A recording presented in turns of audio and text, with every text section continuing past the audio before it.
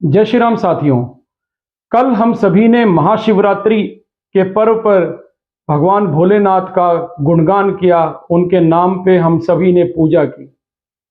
भारत के जितने भी शिवालय हैं, जितने भी स्थान जो भगवान भोलेनाथ से जुड़े हुए हैं, चाहे वो नासिक में हो, चाहे वाराणसी में हो या अन्य किसी स्थान पे हो, हर जगह पे सभी ने भोले बाबा को गुणगान किया। सुबह से शाम तक भक्तों का तांता लगा हुआ था और वहां पे लोग दूध, जल, बेलपत्र सब चढ़ा रहे थे। लेकिन इसी पृथ्वी पे एक स्थान ऐसा भी है, कैलाश मानसरोवर, जहां पे भोले बाबा के भक्त उनके दर्शन के लिए जा नहीं सकते। सुगमता से तो नहीं जा सकते, इसलिए नहीं कि वो स्थान बहुत ही दुर्गम है, केवल इसलिए कि वहां पर चीन का नापाक कब्जा है।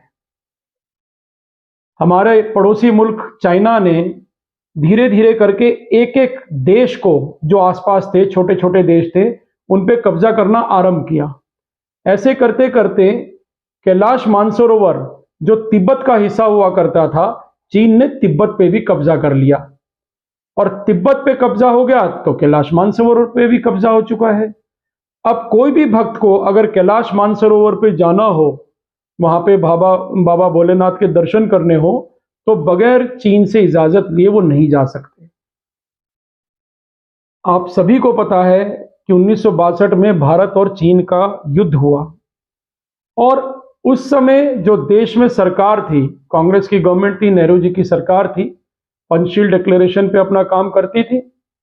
उन्होंने कभी भी इस बात को की जहमत नहीं उठाई कि भारत को की जो सुरक्षा है, भारत की आंतरिक सुरक्षा और जो भारत की जो बाहर की जो बॉर्डर की सुरक्षा है, उसके लिए उनको बहुत ज्यादा इन्वेस्ट करना चाहिए और भारत की सेना को हर तरह के इवेंचुअलिटी से लड़ने के लिए तैयार रखना चाहिए।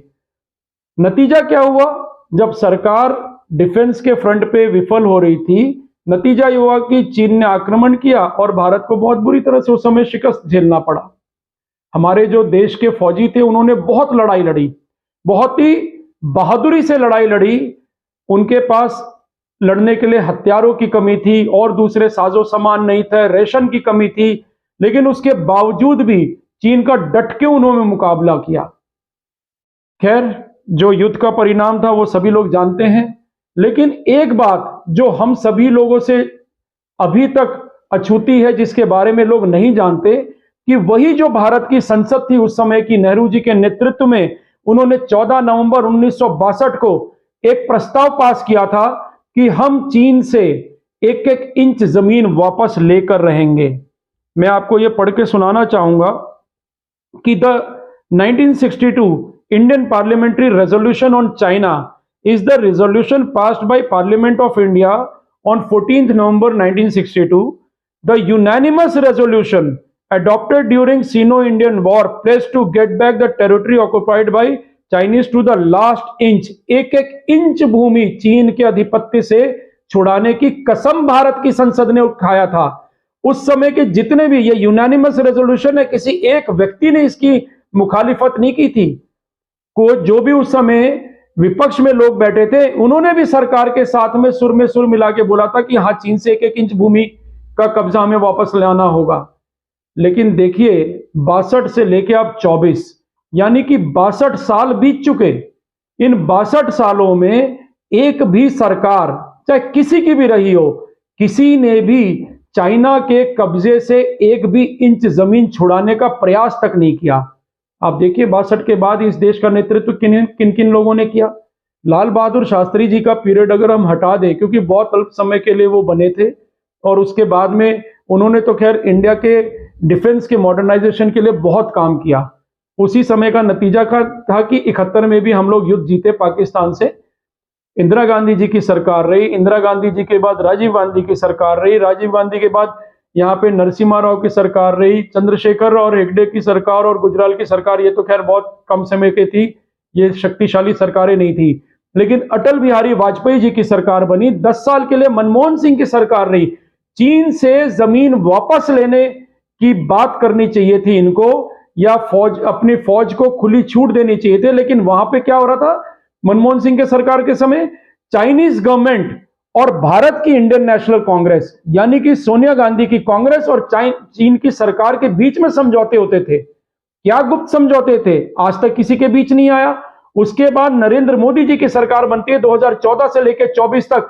इस सरकार ने भी अभी तक चीन से 1 इंच जमीन छुड़ाने के लिए प्रयास नहीं किया। हां, अपनी जमीन को बचाने के लिए जो मुंह तोड़ जवाब मोदी की सरकार ने दिया है शी जिनपिंग की सरकार को, वो लाजवाब है। इसके लिए मैं इससे कोई डिस्प्यूट नहीं करता। लेकिन मैं माननीय नरेंद्र मोदी जी से और भारत की संसदीय व्यवस्था में भरोसा करने वाले हर व्यक्ति से और देश के अंदर, अब तो खैर वर्तमान पार्लियामेंट अब खत्म ही होने वाला है, आगे जो आने वाला जो संसद बनेगा 24 में नए चुनाव के बाद, मैं हर उस सांसद से एक अपील करूंगा कि जो 1962 में भारत की संसद ने संकल्प लिया था चीन के अधिपत्य से 1-1 इंच जमीन खाली कराने का, उस संकल्प को आप लोग याद रखिए और उसके लिए प्रयास शुरू कीजिए।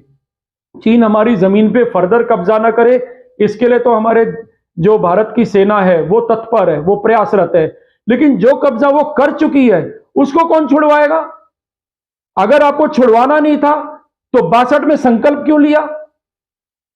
फिर तो ऐसे ही कहा जा सकता है कि संसद पे फिर भरोसा ही नहीं रह जाएगा लोगों का कि संसद में जो मर्जी आप बातें करते रहिए, वो निरर्थक है।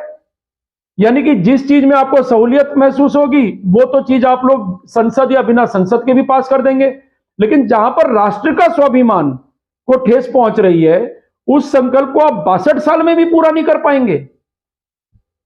महाशिवरात्रि के अवसर पे कल मैंने एक सभी मंदिरों में जाके जहां जहां शिवालय थे वहां पे मैंने और हमारे कई मित्रों ने एक संकल्प लिया। भारत तिब्बत समन्वय संघ के भी सदस्य थे, सभी ने एक संकल्प लिया और संकल्प करवाया भी। भोले बाबा से एक हम लोगों ने अनुरोध किया कि हे भोले बाबा, हे विश्वनाथ जी, आप अपने भक्तों को इतना सबल, इतना शक्तिशाली बना दें कि कैलाश मानसरोवर जो चीन के कब्जे में है उसको हम लोग मुक्त करा सकें। जब तक भोले बाबा की कृपा नहीं होगी तब तक ये नहीं होगा। और भोले बाबा की कृपा अपने भक्तों पे जरूर होती है, बस भक्तों को अनुरोध करना चाहिए। अगर देश के प्रधानमंत्री नरेंद्र मोदी जी हर जगह जाके हर शिवालय में भगवान की पूजा अर्चना करते हैं तो नरेंद्र मोदी जी से भी मैं अनुरोध करूंगा और हर शिव भक्त से अनुरोध करूंगा कि वो भोले बाबा से एक अनुरोध जरूर करें, एक प्रार्थना जरूर करें कि चीन के अधिपत्य में जो ये कैलाश मानसरोवर है उसकी मुक्ति हो जाए। देश के जितने भी राजनीतिज्ञ हैं इन सबसे आज भारत मांगे जवाब कि क्या चीन की जमीन, चीन ने जो भारत की जमीन पे कब्जा कर रखा है, क्या उसको खाली कराने का प्रयास किया जाएगा?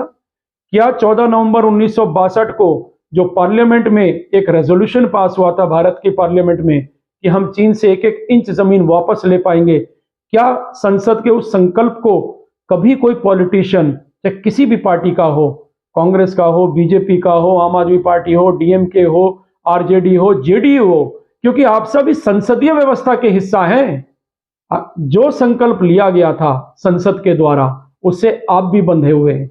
कोई ये नहीं कह सकता कि वो नेहरू जी ने संकल्प लिया था, ना, वो देश की संसद ने संकल्प लिया था, तो उसको पूरा करने का दायित्व आज आपके कंधे पे है।